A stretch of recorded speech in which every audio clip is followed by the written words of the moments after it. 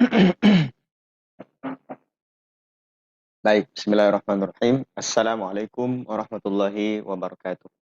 Alhamdulillah, wassalatu wassalamu ala Rasulillah. Kita akan melanjutkan pembahasan tajwid kita di dalam buku Salahita dalam Ilmu Tajwid. Teman-teman semua, Bapak Ibu sekalian, jangan lupa untuk melakukan berdoa terlebih dahulu sebelum kita melanjutkan pembelajaran kita. Ala hadhihi niyah wa likulli niyatin shalihah wa ila musannif hadzal kitab lahumul Fatihah. أعوذ بالله من الشيطان الرجيم بسم الله الرحمن الرحيم الحمد لله رب العالمين الرحمن الرحيم مالك يوم الدين إياك نعبد وإياك نستعين اهدنا الصراط المستقيم صراط الذين أنعمت عليهم غير المغضوب عليهم ولا الضالين.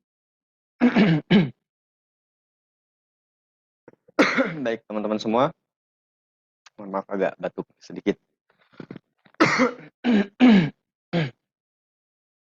Nah teman-teman semua, Bapak Ibu sekalian, di kitab Salahita dalam Ilmu Tajwid ini teman-teman bisa buka di halaman 100 ya.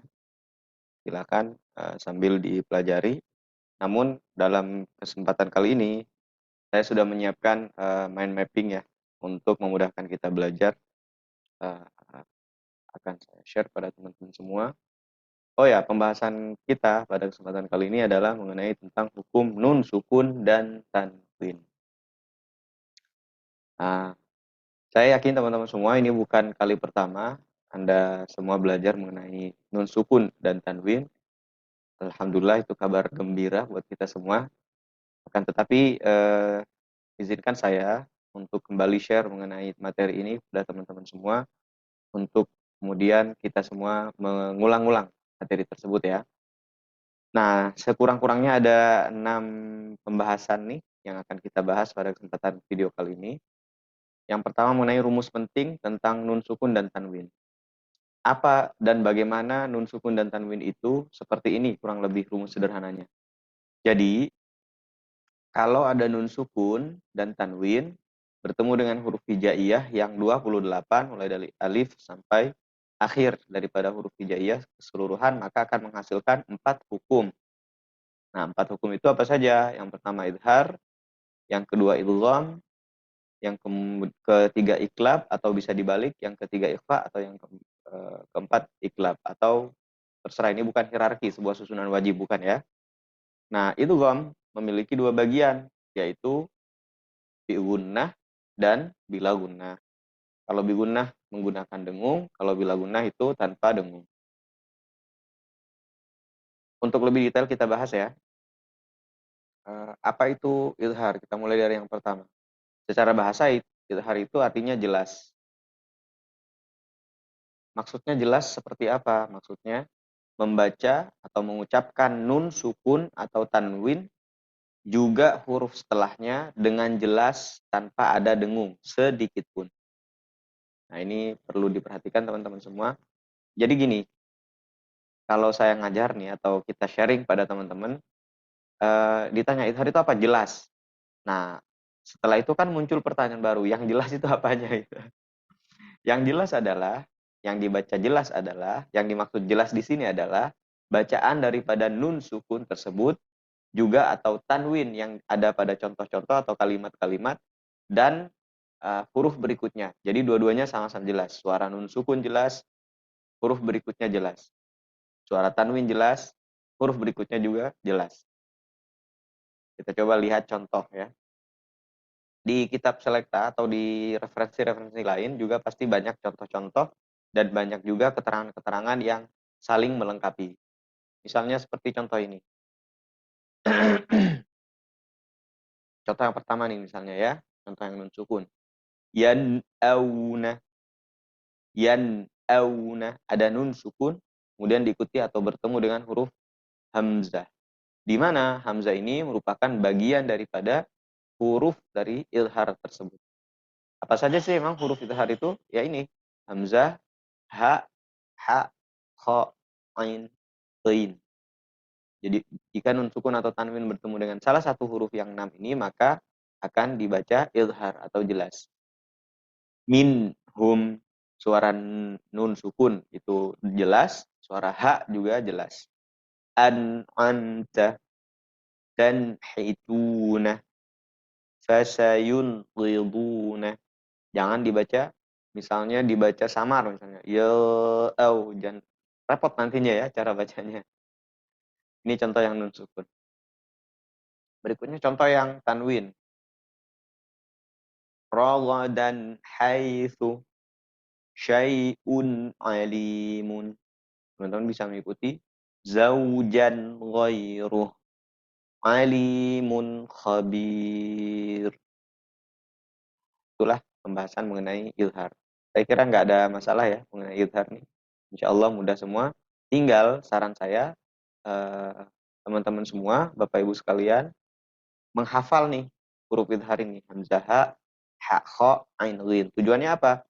Nah, ketika kita bertemu dengan contoh atau bacaan, ataupun kalimat yang kita baca bertemu atau nun sukun tanwinnya bertemu dengan salah satu huruf ini, kita langsung mudah, langsung klik gitu ya.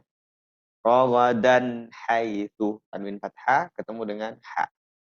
Maka benar ha adalah huruf izhar. Kalau kita hafal jadi mudah menganalisa. Cukup mengenai izhar ya. Kalau ada pertanyaan nanti bisa diskusi di forum-forum yang sudah kami siapkan. Ini mengenai izhar. Selanjutnya kita akan bahas mengenai idgham. Seperti yang tadi saya sampaikan, idgham ini akan kita bahas secara terpisah antara idgham bi gunnah yang pakai gunnah dan idgham bila gunnah atau idgham yang enggak pakai gunnah. Ini kita bahas, masuk ke pembahasan idgham bi gunnah terlebih dahulu. Kita masuk ke pengertian. Apa sih idgham bi gunnah? Idgham sendiri perlu diperhatikan kawan-kawan semua. Idgham sendiri memiliki arti memasukkan sesuatu. Sementara bi gunnah yang tadi kami sampaikan bahwa memasukkan sesuatu dengan membaca tanpa dengan berdengung. Sekali lagi saya ulangi, bi gunnah artinya membaca dengan berdengung. Nah, yang dimaksud berdengung ini adalah suara nun dan suara idgham bi gunnah yang setelahnya itu disatukan dengan menahan sampai 2 harokat atau 2 ketukan. Nah, kawan-kawan semua dari sini kemudian muncul pengertian baru. Akhirnya kita paham ya, bukan pengertian baru, pemahaman baru atau kesimpulan baru bahwa kita dapat memahami bahwa idgham bi gunnah itu adalah memasukkan suara nun sukun atau tanwin ke dalam makhraj huruf setelahnya. Nah, ini penting untuk kita pahami. Nun sukun atau tanwin itu punya 4 huruf. Maksudnya yang idgham bi gunnah ya, punya 4 huruf. Kalau bertemu dengan ya, nun, mim, waw, yang disingkat dengan yanmu ya. Saya coba tulis nih, yanmu. Yanmu. Ya, nun, mim, waw. Yanmu. Yanmu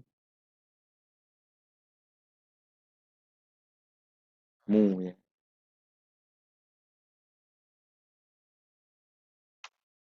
Benar nggak ini? Coba kita cek lagi. Domahnya keliru. Yanmu. Nanti teman-teman menyampaikannya begini. Alah, ini mah materi udah lama nih kita udah paham. Nah, kalau udah paham, alhamdulillah. Justru kami senang ya. Kalaupun misalnya dianggap materi ini sudah tidak begitu menjadi kebutuhan teman-teman, bisa di-skip, bisa pindah kepada materi yang lain. Baik ya, kita masuk kepada contoh. Ini contohnya seperti ini. Ini yang nun sukun dulu, misalnya riba, bukan an riba, tetapi riba, ditahan 2 harokat.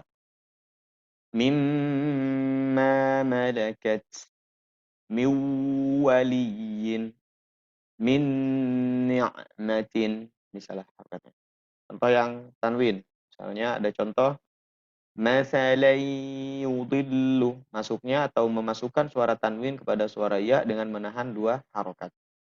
Amsyajin nabtalihi qalilan minhum kathiran minhum katsiran wa yahdi. Nah, seperti itu contohnya. Ini ada sedikit yang perlu ditambah mengenai idgham bi gunah ini. Ini catatan pentingnya ya. Hukum idgham, nih, hukum nun sukun dan tanwin hanya berlaku pada pertemuan nun sukun atau tanwin yang terjadi pada dua kalimat. Perhatikan nih, katsiron satu kata, minhum kata yang berbeda. Artinya dua kata. Dalam istilah bahasa Arab, kata sama dengan kalimat ya. Kayak dikatakan pertemuan dua kalimat. Katsiron minhum. Nah, apa yang terjadi? Ini menjadi syarat mutlak ya. Bertemunya nun sukun atau tanwin di dalam dua kalimat. Kalau yang terjadi pada satu kalimat, misalnya jika pertemuan nun sukun atau tanwin terjadi dalam satu kalimat, ini tidak kemudian dibaca idgham bi gunnah, melainkan menjadi izhar mutlak. Seperti contoh begini. Dunya tidak boleh dibaca duya, buyanun itu salah, dibaca bunyanun, dan contoh seterusnya.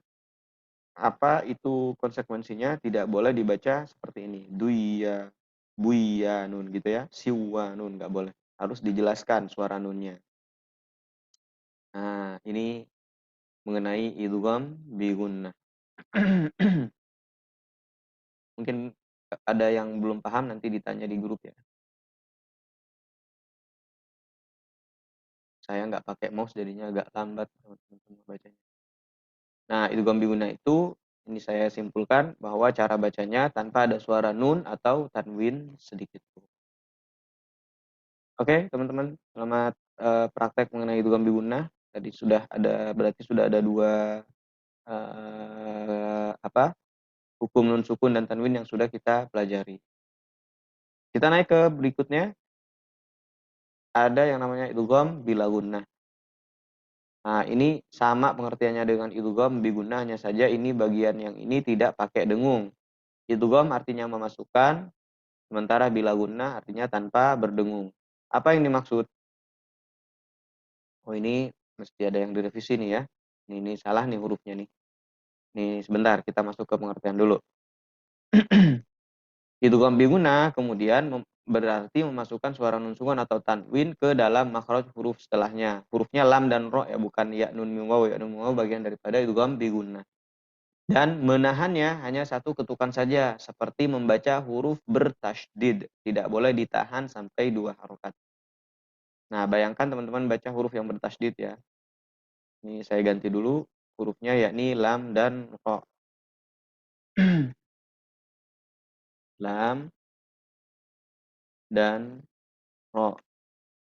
Nah, contohnya seperti ini.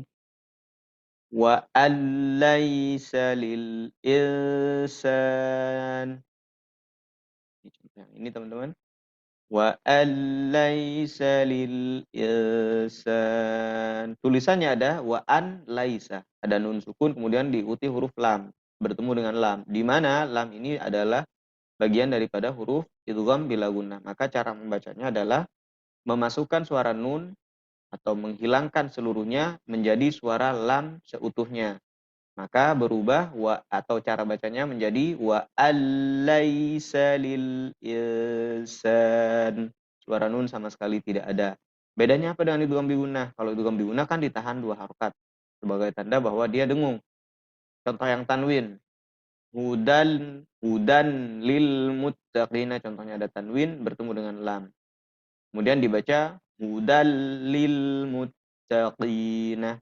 Tidak ada sama sekali penahanan atau enggak ditahan sama sekali. Tapi suara tanwin totally hilang atau seluruhnya menjadi hilang. Gitu ya. Maka di sini kesimpulannya adalah tanpa ada suara nun atau tanwin sedikit pun, seperti yang sudah kita sampaikan. Itu teman-teman semua mengenai idgham bila gunnah, insyaallah ini aman, nggak ada masalah. Yang ada masalah tuh yang mana?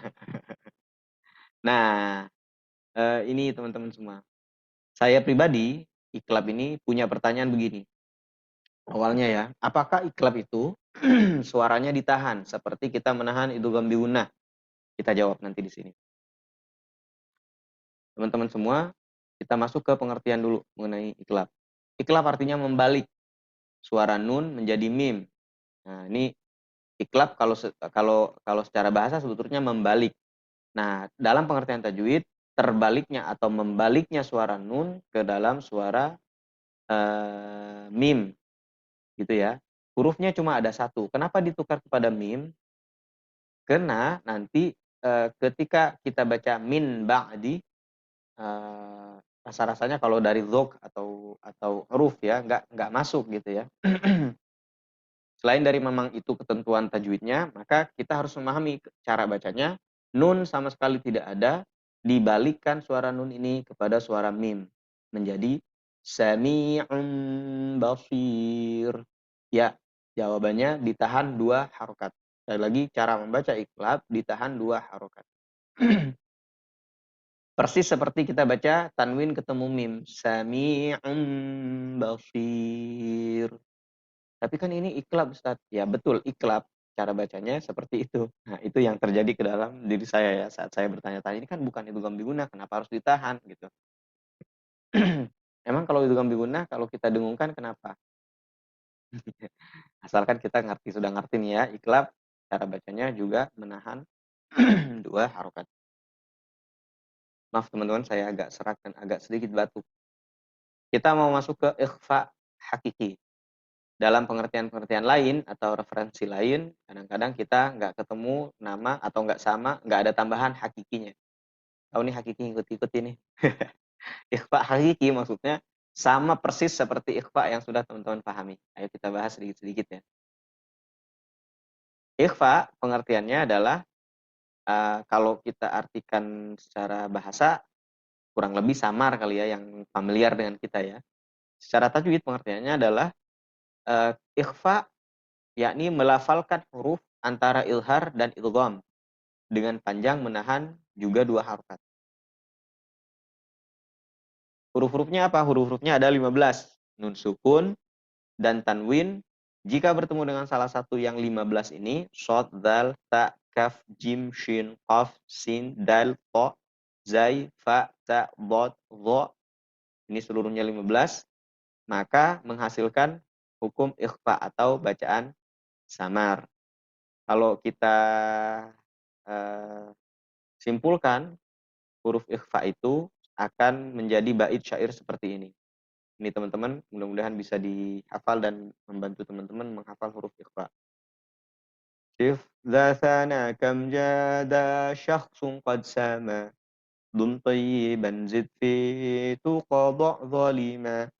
Ikhfa hurufnya shad, dal ta juga kaf jim, shin qaf dan dal juga zai, fa ta dha dan sin. Nah, kira-kira gitu.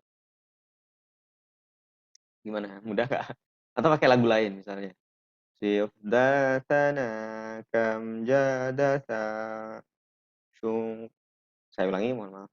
Sif datana kam jada syakhsun qad samadum tayyiba zid fi tuqa da' zalima.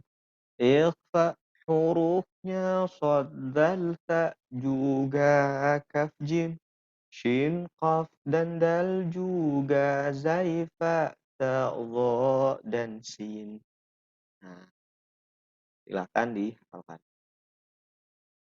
Emang beda sih kalau hafal dan nggak hafal tuh ya. Kalau hafal ya namanya orang hafal kan, ketemu dengan qaf. Oh, ini ikhfa ternyata. Atau cara yang kedua biasanya kalau nggak hafal dirasa-rasa. Dirasa-rasa itu artinya dicoba-coba, diinget-inget, kalau nggak ternyata nggak keluar nih, ini apa nih, nggak bisa menganalisa. Nah, caranya lihat kitab, lihat referensi. Nah, ini penting untuk sebagai penutup sesi ini, penting untuk mengetahui cara baca ikhfa. Ternyata ikhfa itu dibagi menjadi 3 cara membacanya. Yang pertama adalah lebih dekat dengan idhar, berikutnya lebih dekat dengan idgham, dan yang akhir ada pada posisi tengah-tengah lidah. Nah, yang khusus yang pada kalau teman-teman ingat makharijul huruf kan ada namanya syajaratul lisan ya. Ada yang di tengah-tengah lidah. Nah, di tengah-tengah lidah ini bedanya antara huruf tipis dan huruf tebal saja. Kita bahas dulu sedikit mengenai tentang cara membaca huruf kaf dan qaf pada bacaan ikhfa. Cara membaca ikhfa pada huruf kaf yang kita kategorikan lebih dekat dengan idhar. Ini keterangannya bisa dilihat di buku Selekta ya. Nah, cara membaca kaf, tadi kan masuk ke yang ini ya, lebih dekat dengan idhar ya. Cara membaca kaf itu yakni mengangkat ujung lidah dari langit-langit. Ini perhatikan sekali lagi, mengangkat ujung lidah dari langit-langit atau langit-langit mulut saat mengucapkan huruf nun. Coba dirasa-rasa. Bayangkan ketika kita mengucapkan huruf nun, nah lidah kita pasti menempel kepada langit-langit lisan. Coba kita bayangkan saat Anda mengucapkan huruf man atau kata man, man, lidah kita nempel ke langit-langit.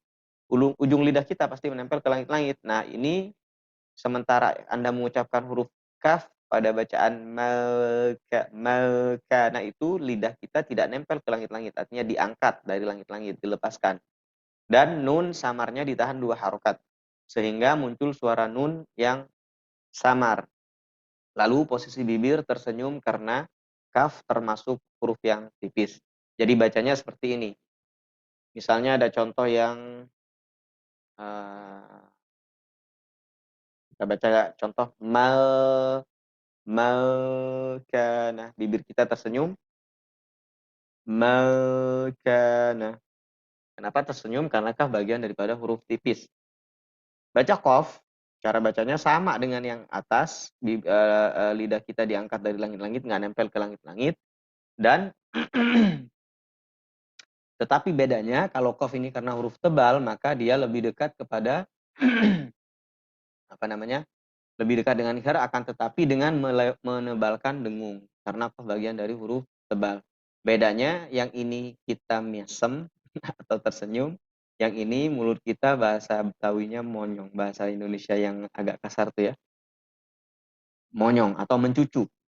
Misalnya baca mil qabli, mil mil mil mil qabli. Sementara yang ini makana, tersenyum kita. Nah, mudah-mudahan bisa dipahami dan bisa dipraktekkan. Yang ketiga adalah huruf ta dal ta. Nah, ini dibagi dua ya. Dal dan ta bagian huruf tipis, dan ta adalah bagian huruf tebal. Bedanya gini teman-teman, sederhananya membedakan tipis dan tebal itu antara senyum dan mencucu, atau senyum dan monyong ya. Kita masuk kepada ta. Cara bacanya yakni menempelkan ujung lidah ke belakang gigi bawah maksudnya dengan posisi bibir tersenyum. Karena dua huruf ini termasuk huruf yang dibaca tipis. Misalnya ada bacaan tabah. Jadi ujung lidah kita atau lidah kita menempel kepada gigi belakang bagian bawah. Gigi depan bagian bawah maksudnya. Area belakang dari gigi seri ini yang bagian bawah. Tabah. Lebih dekat dengan ilgham. Nah, pengertian lebih dekat dengan idgham, pengertian lebih dekat dengan idhar, itu teman-teman dirasa-rasa sendiri. Setiap kita pasti nanti punya kesimpulan persepsi yang berbeda. Nah, setelah saya konfirmasi kepada guru, ya sebetulnya katanya tidak mencolok banget perbedaan antara lebih dekat dengan idhar, lebih dekat dengan idgham, asalkan kita betul pada bagian huruf tebal dan tipisnya. Kalau tebal dan tipisnya udah betul, nanti kriteria tersebut akan muncul sendiri, yang mana yang dimaksud dengan idgham atau lebih dekat dengan idgham dan lebih dekat dengan idhar. Kemudian yang huruf tebal sama menempelkan ujung lidah ke belakang gigi bawah dengan menebalkan dengung karena bacaan to ini, huruf to ini adalah huruf tebal. Misalnya mil mil thayyibati, mil mil saat mengucapkan mil itu lidah kita bagian depannya menempel kepada gigi seri bawah area belakang.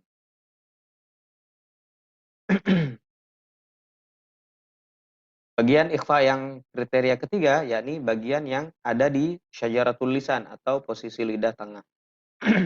Hurufnya ada zal, ta, kaf, jim, sin, fa, ta, shin, sa ya ini. Saya coba bantu besarkan. Ini. Dzal, tsa, kaf, jim, sin, fa, ta, shin. Sementara yang bagian huruf tebal shad, dha, qaf, dha, ta. Cara bacanya sama dengan dibaca tersenyum dan ini dibaca mencucu. Cara bacanya adalah membacanya disamarkan suara nun seolah-olah nun sukun atau tanwin samar-samar ke huruf ikhfa ini. Nah, kalau bahasa lainnya adalah saat kita mengucapkan huruf nun, kita sudah siap-siap akan masuk pada makhraj huruf setelahnya. Madzalladzi. Jadi nun dileburkan pada makhraj dzal sehingga muncul nuansa samarnya. Itu teman-teman semua pembahasan tentang nun sukun dan tanwin pada kesempatan video kali ini. Silahkan diulang-ulang bagi yang belum paham dan kalaupun butuh pertanyaan-pertanyaan silahkan masuk di grup dan silahkan ditanyakan. Nah, contoh-contoh yang lebih banyak lagi silahkan dilihat dari contoh-contoh yang lain. Kalau teman-teman pegang buku selektanya, lihat contoh pada tabel pada buku selekta dalam ilmu tajwid halaman 106 sampai 108. Gitu ya. Terima kasih atas waktunya sudah menyimak video ini. Sampai jumpa di video berikutnya. Kurang lebihnya mohon maaf. Assalamualaikum warahmatullahi wabarakatuh.